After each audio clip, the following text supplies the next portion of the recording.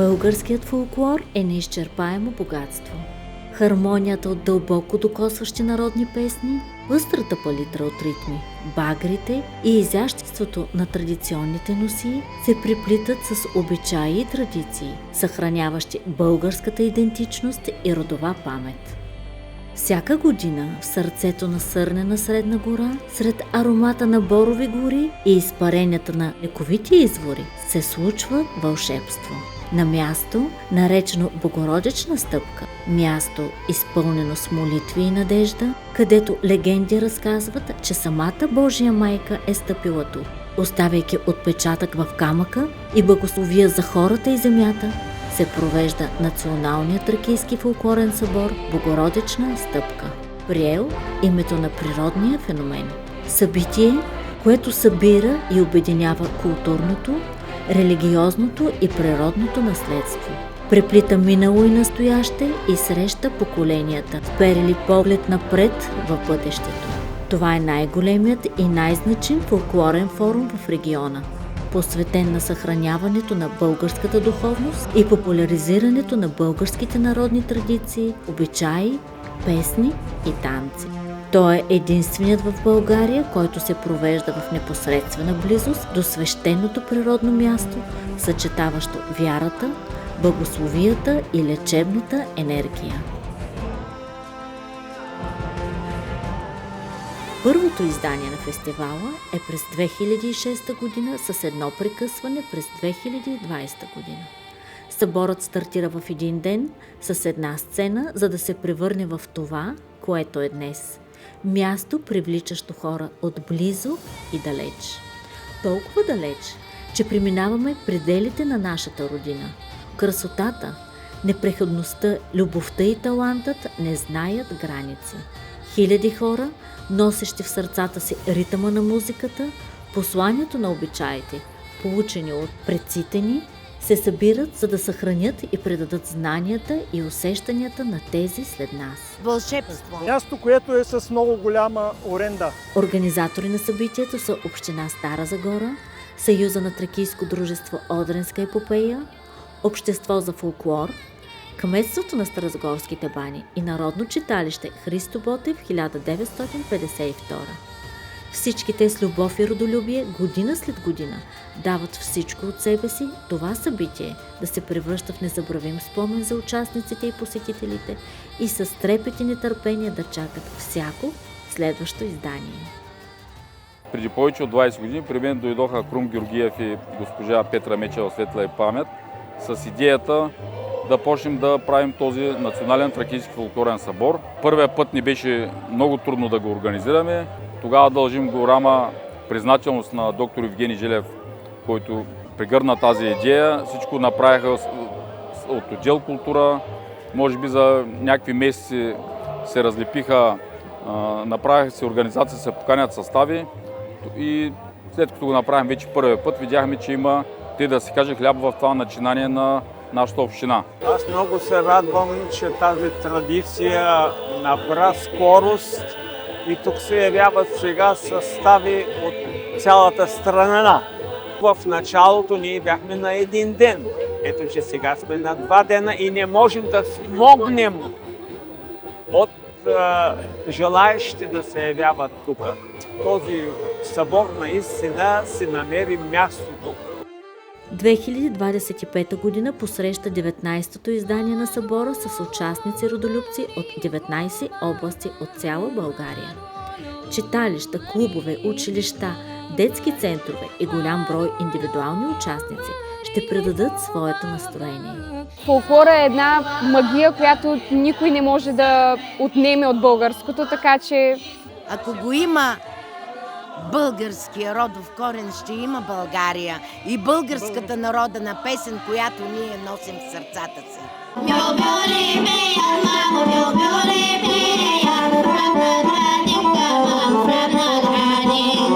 Аз съм Кристиян Стоянов на 9 години. Аз съм Виктория Стоянова на 5 години. Ами аз нямам любима песен. Най-много харесвам народното творчество. Вики, коя искаш? Искаш ли Петко на Рада? Добре. Петко на Рада.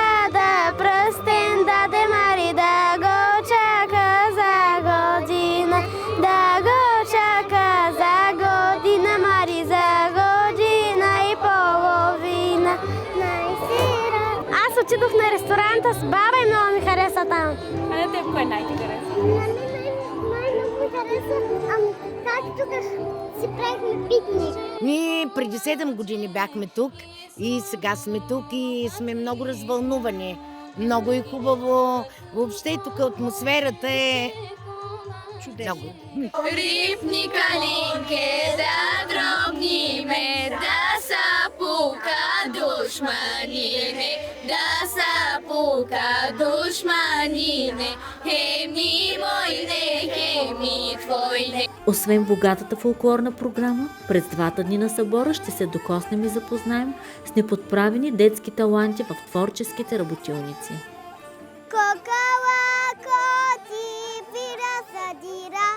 Сред най-привлекателното място на събора е селския двор, който привлича многобройната публика с културни атракции и стари занаяти. Той представлява самостоятелна сцена извън конкурсната програма, където се представят различни ритуали и занаяти. За мен е чест и удоволствие, като представител на Народно читалище Пробуда село Змеево, да бъда домакиня и водеща на вече превърнала се от селски двор в селска махала, наречена Добра среща. Днес видяхме изключително много представяне на занаяти и продължаваме да ги виждаме. Самите занаячи, освен че демонстрират, те и презентират занаятите, което е изключително ценно, защото някои от тях вече са загубващи. Но тези, които са живи, трябва да се популяризират, за да може младите хора да усвояват пък занаятите. Самите колеги, когато изпълнят своята програма, аз им задавам въпроси като например: ако аз дойда във вашето населено място, вие какво ще ми покажете? И те се започват, колегите, да се разказват. Един има интересни обичаи, друг има природни дадености, други имат исторически данни ценни, трети имат пък много фолклор. Така че всяко едно кътче от България е осеяно с много българско, много истинско. И това нещо наистина трябва да се запази, да се съхрани в автентичния му вид, а не примерно новости, които навлизат, като например обличаме народна носия. Но народната носия изисква престилка, забратка, изисква подходящи аксесуари към нея. Няма значение от кой край на България е. Тя трябва да бъде изцяло спазена с всичките му материали към самата носия. Тази година красотата, освен в песните, танците и природата, оживява и в носиите, шарени престилки, павките, везаните ризи, предавани в поколенията и представени в конкурса за народна носия, в който се включиха малки и големи. Участниците представиха както оригинални и автентични, така и модерни интерпретации на миналото от различни краища на България. Всяка носия, носеща в себе си лична история и символ, пазеща духа на своя край. Журито оценяваше както красотата, така и духа, който те носят. Времето се върна назад, към бабините ракли и спомените. На фона на тази година с заетост от страна на участия и много фолклорни събития, беше изключително трудно, за да съберем от няколко общини колективи, не само от община Стара Загора и въобще от Тракийски регион. Беше трудно, но не е невъзможно. Самите колеги облякоха най-хубавите си носи, като например колегите от село Осмар и други колеги от страната в момента не могат да се сетят, защото минаха много до този момент. Облякоха най-хубавите си носи и представиха доста интересни обичаи, които вече и те са на изчезване. Но аз съм изключително горда, че община Стара Загора тази година, читалищата на община Стара Загора отново се представиха достойно с много не само занаяти, фолклор, имаше също и от тяхна страна интересни обичаи. Така че нашата програма беше не само пъстра и атрактивна, но беше много, много весела. Имаше и забавни сценки, в които хората се смяха. Най-малкият ни участник е на 4 години днес, а най-големият ни участник е на 87. Препоръчвам на всички млади хора да се докоснат не само до фолклора, но да влязат в българските читалища по населените места. Там, където има живот, там, където има библиотека, където има фолклорни групи, където се работи с сърце и душа и наистина оттам те могат да получат много. Защото в нашето читалище има не само фолклор, но се представят и занаяти, учим децата си на различни умения, каним лектори и така те усвояват доста материал относно самите професии. Трябва да им дадем едно начало за едно добро ориентиране, как по-точно да се изберат подходящата професия, защото не всички могат да станат инженери, лекари и така нататък. Трябва някой да прави нещо и аз предлагам на много хора да се запознаят с занаятите и да ги практикуват. Може да го ползват като хоби, може да го ползват и за свое удоволствие, не само за търговия, но там е душата на българина. Съборът е среща на поколенията. В един ритъм баба и внуче, майка с дете, учител до ученик прокарват моста помежду си. Мъдростта на старите се преплита с желанието за знание и надеждата на младите. В техните усмивки чуваме обещанието, че традицията няма да угасне. Съборът е изява и умения. Талантът не знае граници. Той няма възраст, цвят и пол. Аз съм израснал с българския фолклор, но последните 10 години се занимавам с участие в възстановки и живи исторически картини в клуб за исторически оръжия Поп Минчо Кънчев в Стара Загора и в същото време участвам и в мъжка фолклорна група Жетвари в село Преславен. Това е много леко въоръжение. Най-напред един Ивзалия пищов, така да го кажем. Това тук е харбията, с която, или шомпола, с който пълня. А това тук е ножа на моя прадядо. И затова ви казах, че поколенията трябва да предават историята едно на друго. Аз предавам историята на моите синове. Това е ловна пушка, 1880-81 година производство. А това на дясната ми ръка се нарича ортума, от турската дума въже. Нашите предци, понеже не са имали много пари да си купят оръжия, са си ги правили. Представлява едно въже, което е разплетено в краищата и на всеки възел има по една тежест, в случая уловна. Служи за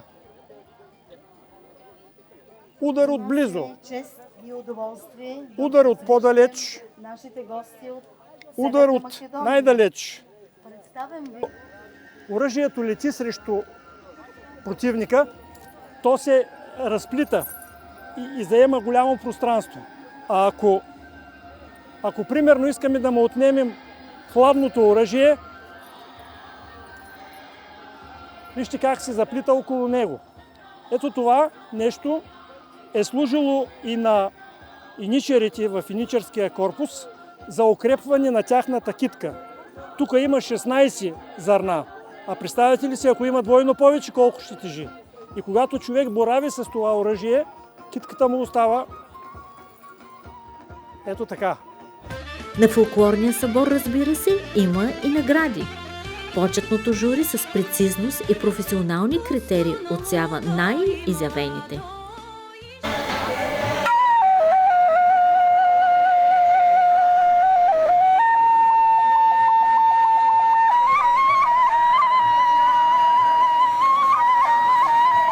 Камвала започна всичко от моите ранни детски, юношески години, когато в първи клас, мисля, че беше, в учебен час в училище дойде моя преподавател, виртуозния кавалджия, който прославя България както в чужбина, така и тук, Георги Добрев.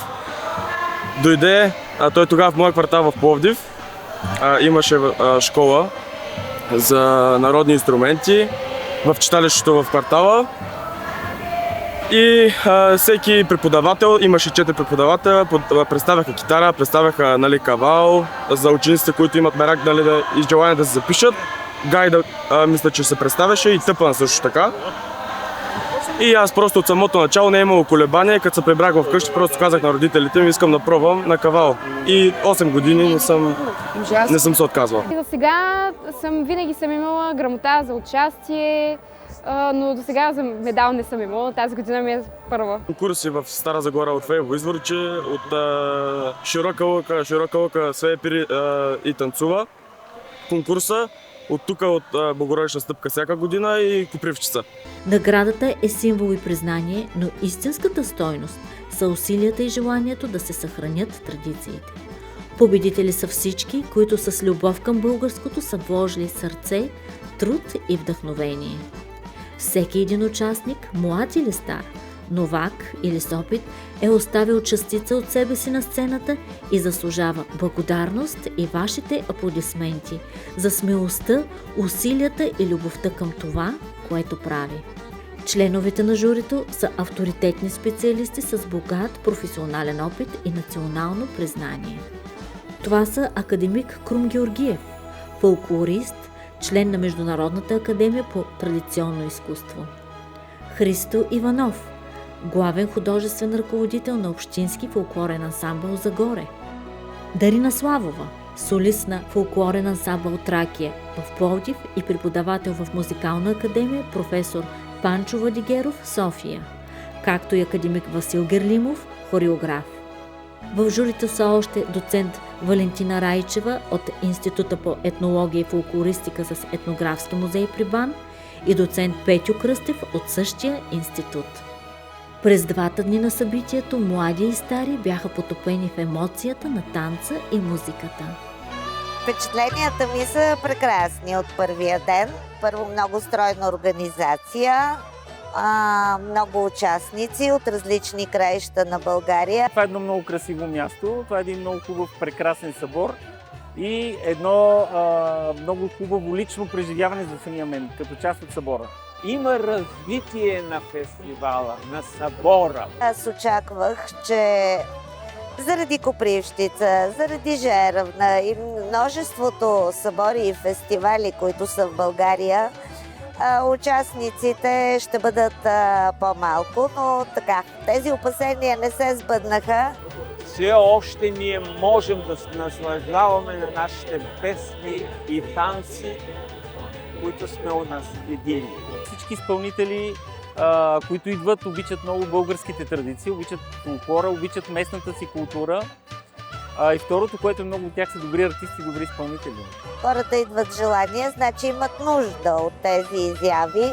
Много разнообразни групи и изпълнители. 2 дни са доста наситени и пълни. Вчера не ни стигна времето тук на нашата естрада и трябваше сцена, трябваше да се местим на другата.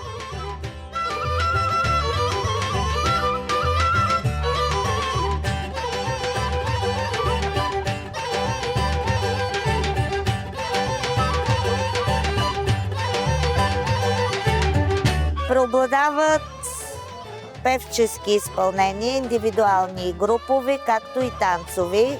И може би това е и тенденцията, тези традиции са най-силни и хората имат желание да ги съхраняват.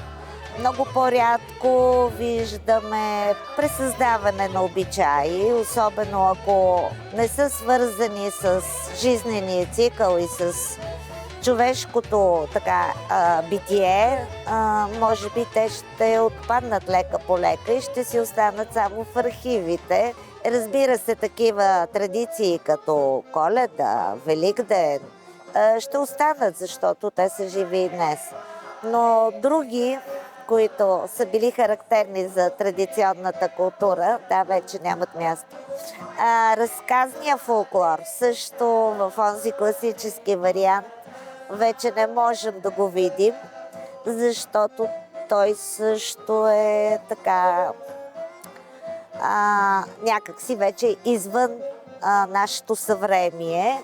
Той също ще остане в нашите изследвания и книги, но няма лошо. Важното е, че съвременника цени своето наследство и вижда начин да го продължи и да го съхрани. Това за мен е най-важно. И че тези културни събития, дали ще бъдат под форма на събор или на фестивал, имат своето място в културния живот на България и са нужни да продължат. Събор е един много добър пример, защото е място първо за изява на млади хора, второ е място за среща между поколенията, т.е. младите хора се виждат с носителите на традициите, усещат това, което е посланието на по-възрастните хора, на по-старите хора и мисля, че се получава една така много хубава приемственост.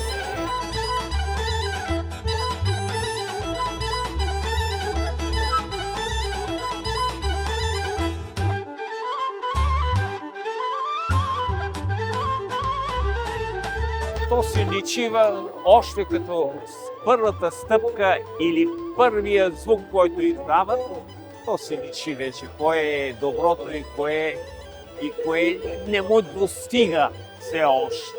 Имаше такива състави, които, да речем, идваха за първи път или преди не са се представили така добре, а сега се представиха чудесно. Сега аз лично съм против ползването на симбеци за музикалните изпълнения. Слава Богу, имаше едно-две, защото когато нямаш инструменталист, аз не мисля, че е толкова важно в певческите изпълнения да има отсвир и да има музикални инструменти. Българката и българина си е пяла капелно и това може да се случва и сега.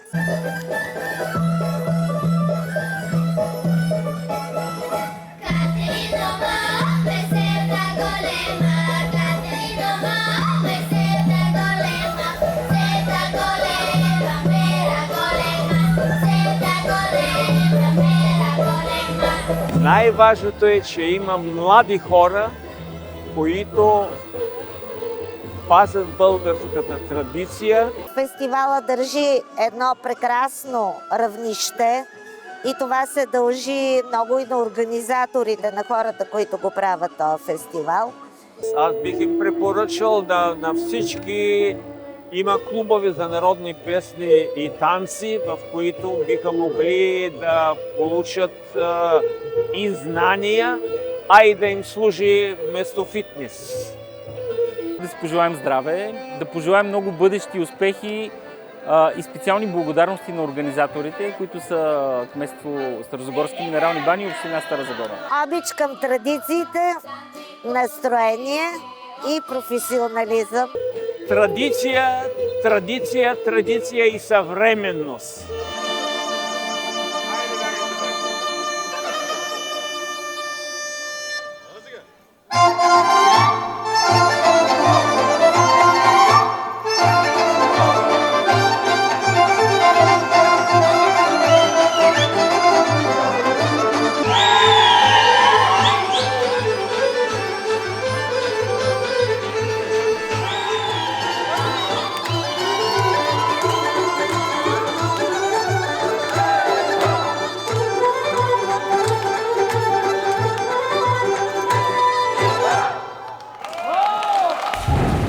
Втория ден навъсеното небе и дъжда не успяха да изгасят пламъка на празника и не попречиха на събитието да бъде още по-шарено и емоционално.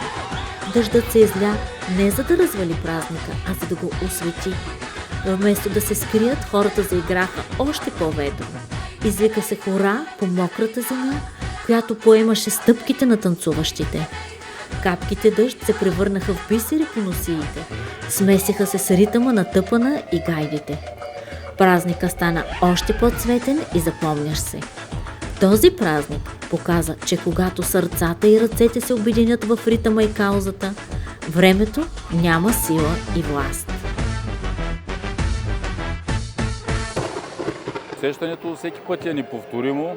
Всеки път всички ние се зареждаме и хората, които го организираме това мероприятие. Предполагам, че сме сложили добро начало и който да дойде след нас, така или иначе трябва да го развива. Вече го правим, както ви казах, в 2 дена. Може да напред да се започва още от петък с някакъв концерт. Те сцените са готови в петък, да събира повече хора. И ако някъде допускаме грешки, след събора си правим някаква равносметка, добавяме нови елементи, които са подходящи за това мероприятие. И винаги казвам на много хора, че ние тук на Старозагорски ние правим панаир, ние правим събор на народното творчество, на народни песни, танци, хора. Но включваме и неща за деца, за възрастни, които са съвместни с тези наши народни традиции. Така най-добре може да съхраним и да предадем това наследство. И тази година с Националния тракийски събор традициите оживяха не като спомен, а като празник, с хора, красота и вяра, където всеки откри частица от себе си в ритъма на музиката, аромата на природата и в топлината на усмивките. Фестивалът е любов. А музиката безспорно е вълшебство, което успява да докосне и най-тънките струни на човешката душа. До година тук, на това благословено място, ще се срещнем отново, изпълнени с любов и желание да продължим започнатото.